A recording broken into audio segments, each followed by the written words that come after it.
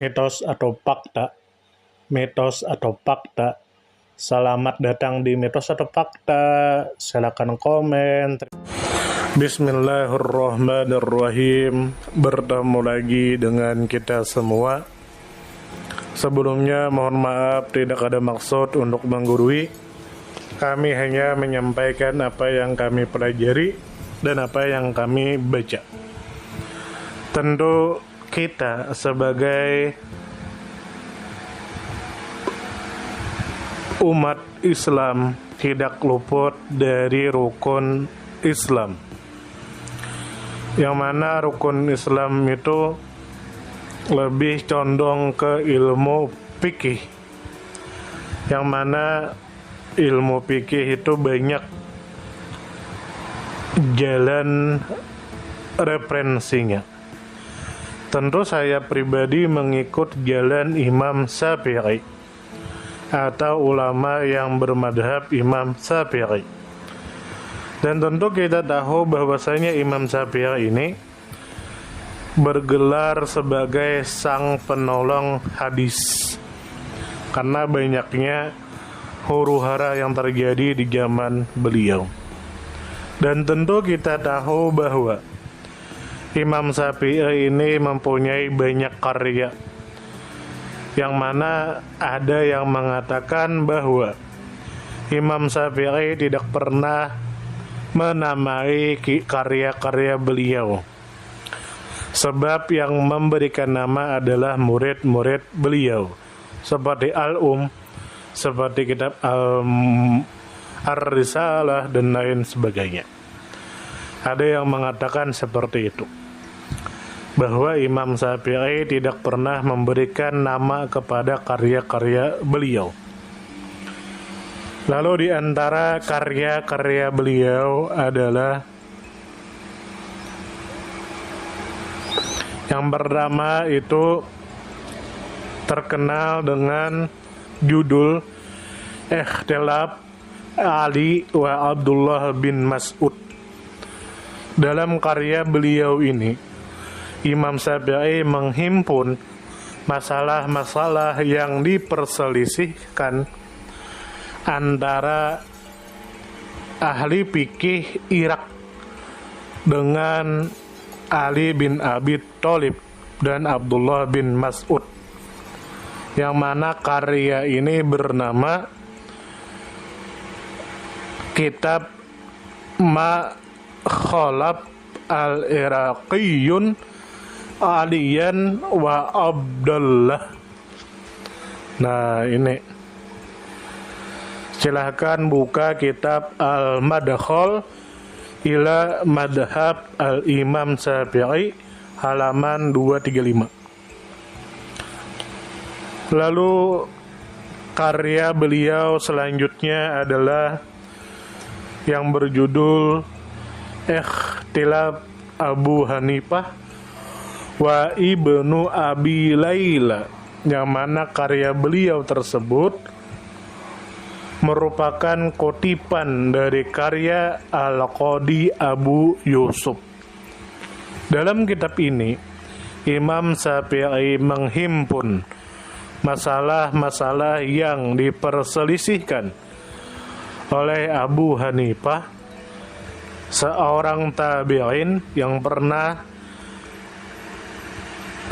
hidup di masa sahabat, dengan Muhammad bin Abdurrahman bin Abu Laila.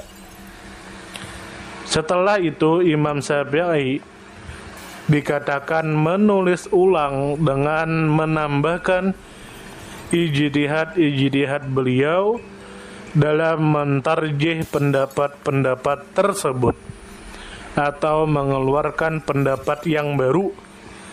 Kitab ini juga disebut dengan judul Ikhtilaf al-Iraqiyin. Silahkan buka di kitab Al-Madkhal ila Madhab Al-Imam Syafi'i halaman 234. Lalu karya Imam Syafi'i selanjutnya adalah yang berjudul Ikhtilaf Malik wa Syafi'i, yang mana di karya tulisan beliau tersebut Imam Syafi'i mendiktekan kitab tersebut kepada murid beliau yang bernama Rabi' bin Sulaiman Al-Muradi. Dalam karya beliau tersebut, beliau menjelaskan kerancuan Imam Malik dalam berargumentasi dengan hadis, serta mengulas masalah-masalah fikih yang timbul akibat kerancuan ini. Silakan buka kitab Al-Madkhal ila Madhab Al-Imam Syafi'i halaman 236.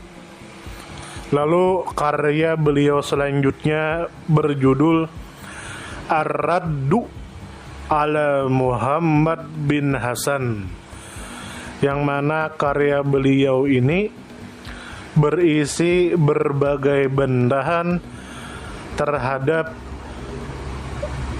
gurunya Imam Muhammad bin Hasan secara khusus dan terhadap para ahli fikih dari penganut Imam Abu Hanifah secara umum dalam masalah-masalah qiyas. Mohon maaf. Secara umum dalam masalah-masalah qisas dan diyat. Dalam karya tersebut Imam Syafi'i memaparkan pendapat-pendapat beliau beserta dalil-dalilnya, serta beliau mendiskusikannya. Lalu beliau menyampaikan pendapat beliau setelah melakukan ijtihad dengan berargumen dengan dalil-dalil. Silakan buka kitab Al-Madkhal ila Madhab Al-Imam Syafi'i halaman 236. Lalu kitab beliau selanjutnya adalah yang berjudul Siyar Al-Auza'i. Dikatakan oleh Al-Hafiz Ibnu Hajar dari Al-Hakim melalui Jarul Amr bin Khalid, beliau berkata, Imam Syafi'i menemuiku dan mengambil dariku kitab Musa bin Ayan, yaitu kitab yang berjudul Ikhtilaf Al-Auza'i wa Abu Hanifah. Lalu Imam Baihaqi berkata, ini adalah kitab tentang sejarah. Asalnya merupakan karya Abu Hanifah, lalu Imam Auza'i membantahnya. Lalu Abu Yusuf membantah Imam Auza'i, lalu Imam Abu Hanifah membantahnya. Selanjutnya Imam Syafi'i lantas mempelajari karya tersebut dan membantah Abu Yusuf seperti beliau membantah Imam Auza'i, yang mana kitab tersebut atau karya tulisan tersebut terkenal dengan tulisan dengan judul Siyar Al-Auza'i. Silakan buka kitab Tawali At-Ta'sis halaman 153. Lalu tentu kita selanjutnya mengetahui bahwa karya selanjutnya beliau itu adalah yang berkaitan dengan ilmu usul fikih. Dan tentu kita tahu bahwa Imam Syafi'i itu adalah pencetus ilmu usul fikih. Dikatakan oleh Imam Ar-Razi, yang artinya para ahli ilmu sepakat pada masa itu bahwa orang yang pertama mengarang kitab tentang ilmu usul fikih adalah Imam Syafi'i. Dialah yang menyusun bab-babnya, mengklarifikasi bagian-bagiannya, dan menjelaskan tingkatan-tingkatannya dari segi kekuatan dan kelemahannya. Silahkan buka kitab Manaqib Al-Imam Syafi'i karya Imam Ar-Razi halaman 55. Lalu Ibnu Khaldun pernah berkata yang artinya, orang yang pertama kali menulis tentang usul fikih adalah Imam Syafi'i.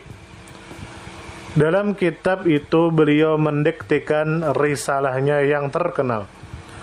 Beliau berbicara tentang perintah dan larangan, penjelasan, khabar, penghapusan hukum, hukum illah yang diredaksikan dengan kias. Kemudian para ahli fikih pada masa itu, madhab Imam Abu Hanifah menulis tema yang sama dengan memperdalam kaidah dan memperluas cakupan bahasan.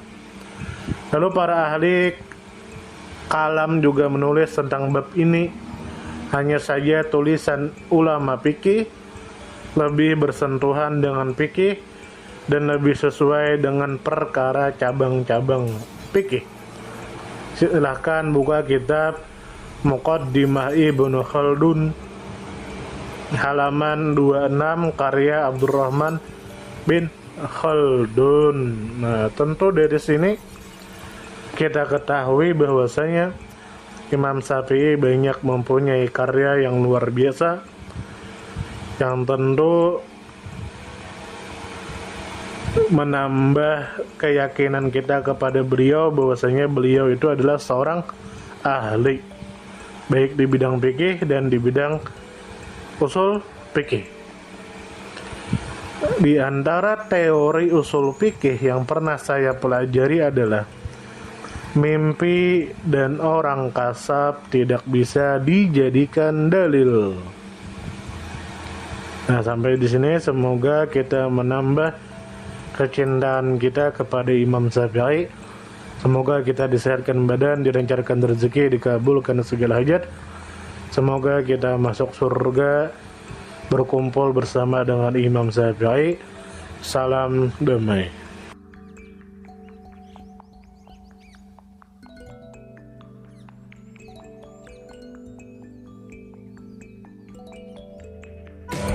Terima kasih banyak.